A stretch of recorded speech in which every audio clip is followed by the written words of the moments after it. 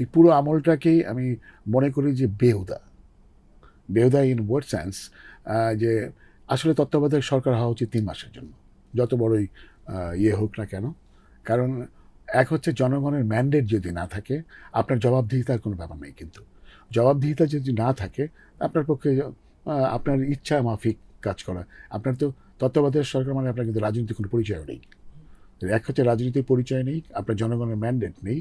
একটা নির্দিষ্ট সংখ্যক মানুষের ম্যান্ডেট আপনি পেয়েছেন। এটা জনতার ম্যান্ডেট মনে করাটাই হচ্ছে, এবং এই দীর্ঘদিন থাকাটাও আমার কাছে মনে হচ্ছে যৌক্তিক না, অযৌক্তিক।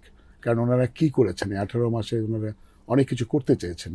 115টার মতো অধ্যাদেশ জারি করেছেন।